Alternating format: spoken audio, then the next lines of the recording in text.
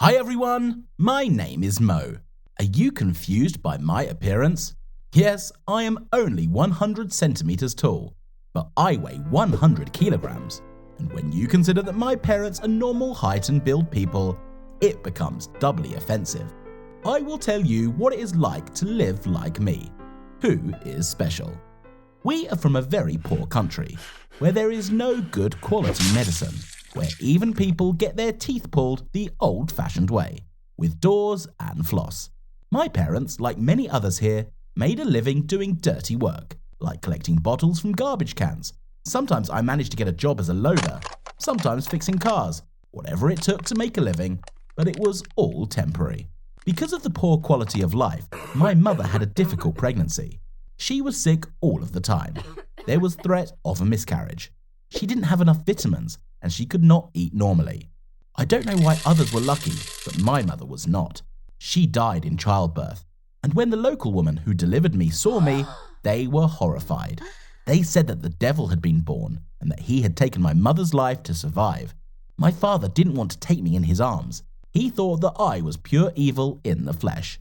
It is now that I can say with absolute certainty that everything those midwives said was nonsense, that a newborn child doesn't come into this world as a killer. It's made that way by entirely different circumstances. Daddy didn't want to take me into the home. He didn't want to bother because there was no milk, but he did. Who knows, maybe it would have been better if he'd have just let me die. I was smaller in height and weight than other 9-month-olds, and had a hair lip defect on my face, a crooked ear, and one eye that was narrower than the other. My dad called me Mo, just Mo. The name had no meaning or significance. He also had a dog named Mo. How he raised me and what he fed me, I don't know. All I know is that when I grew up, nothing changed. My father worked, but he worked part-time wherever he could. It was out of the question to go to school. No, we had schools. Other families could afford them. You just had to bring your child. But Dad didn't want to, and I didn't know it was possible. Mo, are you home? Did you cook a meal? I'm hungry as a dog. Yeah, Dad, here. I went out to meet him after work. Dad looked down at me. My height by then was up to his thigh. All the furniture was made taller than me, so I carried a stool or other chair with me everywhere. It wasn't hard at first, but then I got so tired of moving one thing and another. One day when I was cooking, I couldn't reach the salt. My dad had left the jar on the shelf, and I had already pulled up 3 chairs, and there was just no way that I could get it. At some point, the chair wobbled, I lost my balance and fell to the floor with a bang. The old black soup pot tumbled with me, and I got 3rd-degree burns on my leg. It was a hell of a pain. My dad only came to see me twice. The doctors were scared at first, but then they started talking and realized that I wasn't scary at all. Mo, do you go to school?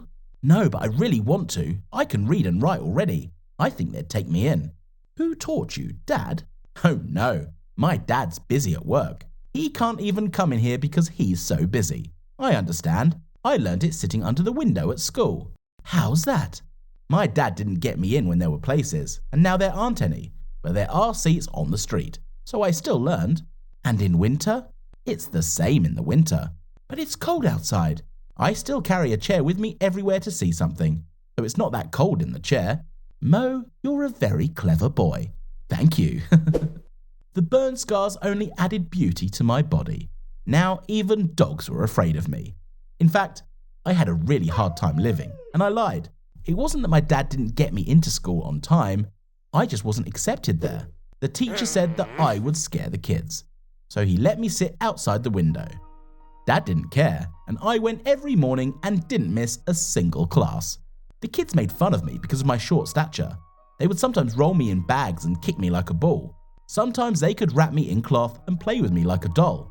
I screamed, tried to break free, but it was no use. Devil, that's what the locals all called me. I came home with a busted lip and a torn shirt. It was my only shirt, and I wore it to school. I cried because I was beaten badly. My lip was smashed and my nose was bleeding. What is wrong with you? Have you been beaten up again? Yes, Father, I'm sorry. Look at your shirt. You're a pig. You only have one shirt. It's covered in blood. How can you wash it? I'm sorry, Father. I'll try. You won't succeed. You're nothing but trouble. I'm sorry, Dad. Enough already. I don't need your excuses. You even killed your mother, you devil. His words hit me right in the heart like an electric shock. At night, whilst he was asleep, I packed a few things and left the house. I just wanted to go anywhere, not to live in my village anymore. You won't believe it, and I don't believe it myself, but I spent more than a year on the road. Yes, it took me a while to find a place to stay, but thanks to the fact that my father and I had a shitty life, I was used to eating poorly, little and as much as possible. So eating out of the garbage was no problem for me. Sometimes I had to steal. I did it at gas stations because I couldn't be seen from behind the cashier's table. I would run quickly and quietly, hide between the shelves, and then with what I had stolen, I would run to the bathroom and eat there. There I would wash my clothes, do my laundry, and also leave quietly, taking water with me. I also slept wherever I had to. Only at such moments did I realize the advantage of my height. I was very thin, my ribs were sticking out, but what could I do? That's the way I was. I don't deny that sometimes when I looked in the mirror I wanted to hit myself, as punishment for my mother's death. I felt that I just didn't deserve a better life. That was until one day I got hit by a car. I stole something from the market again, only to be spotted. I started running as fast as I could, and as I ran across the road out of fear, I didn't notice the car approaching. Bam! There was screaming, yelling. The driver thought he had hit a dog, but it turned out to be me. He picked me up in his arms and took me to the hospital. Mr. Neal turned out to be a very decent man, a businessman. I was cared for and recovered quickly. In the 4 days I was in the hospital, I enjoyed it so much that I didn't want to come out.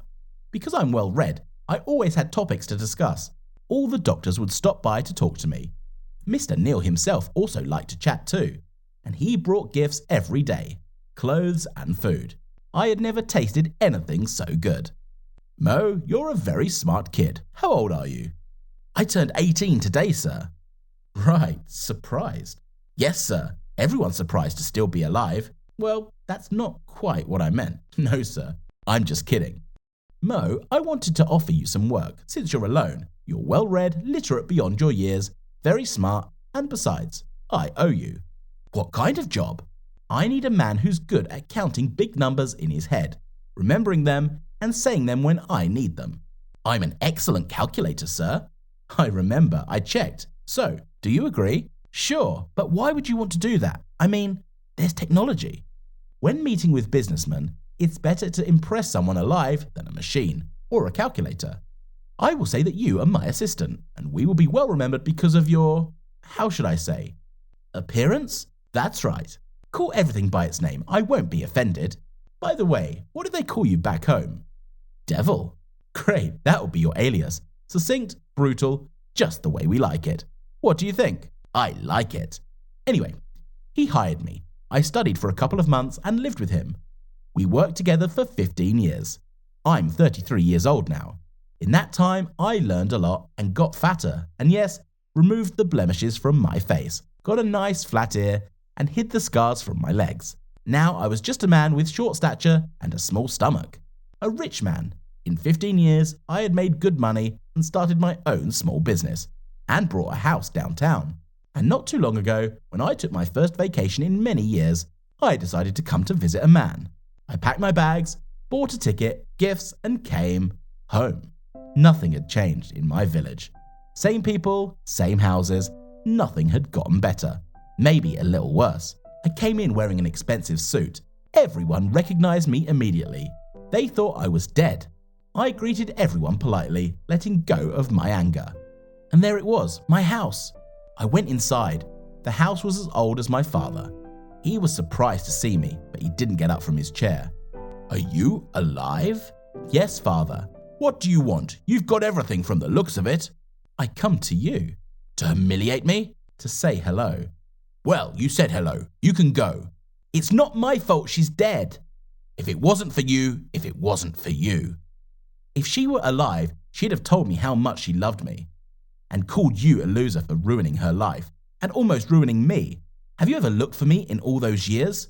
My father turned his head. I knew it, I said. I left him a suitcase full of money.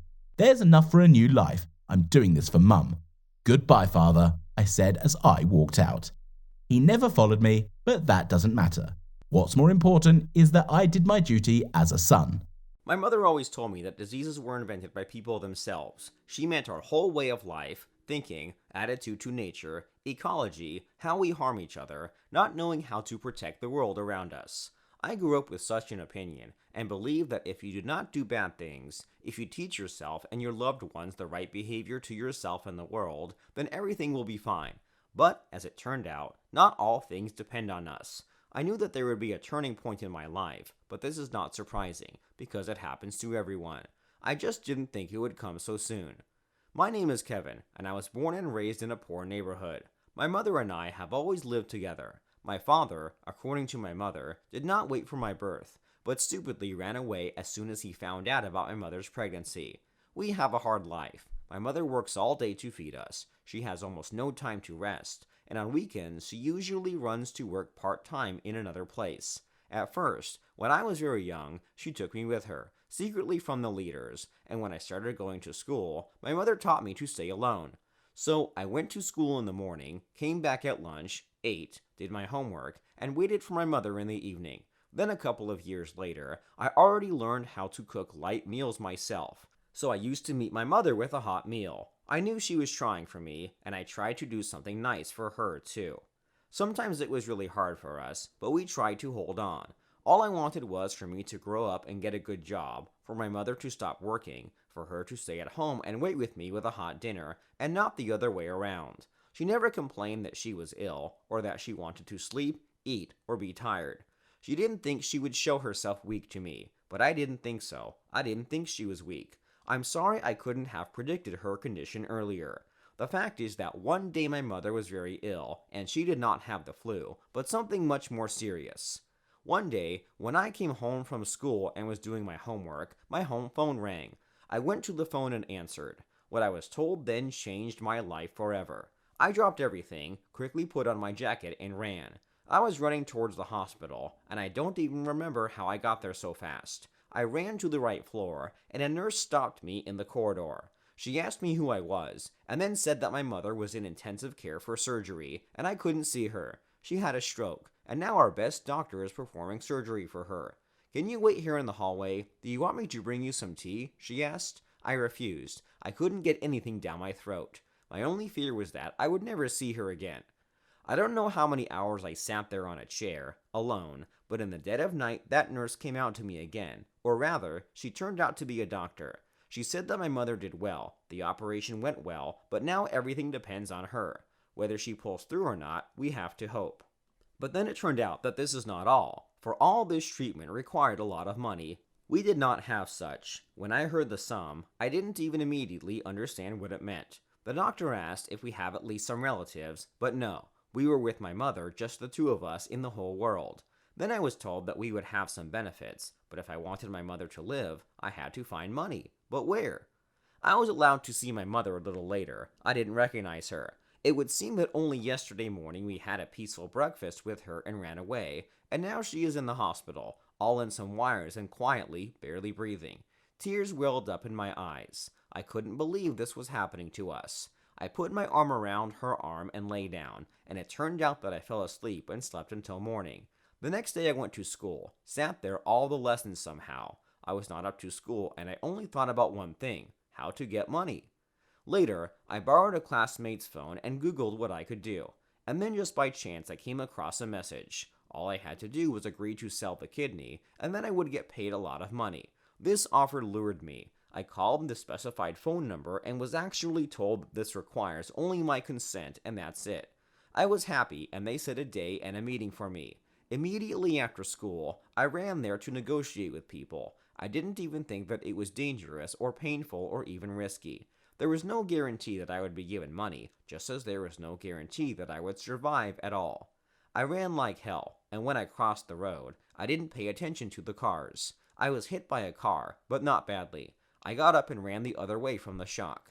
The woman who hit me ran out and ran after me. I was running away from her, and she was chasing me. I didn't understand what she wanted from me. In the end, she caught up with me and began to ask if everything was all right. I quickly said yes, but then saw that my leg was bleeding. She picked me up and dragged me to the car. I began to resist, because I needed to quickly agree on a kidney, but she forced me into a car and took me to the hospital. I had some stitches. The woman apologized to me all the way. She said I ran out too late when the light was green. but all my thoughts were about my mother. The doctor asked me where my mother was, and then I started to cry because I couldn't negotiate with people, which means I won't sell the kidney and my mother will die.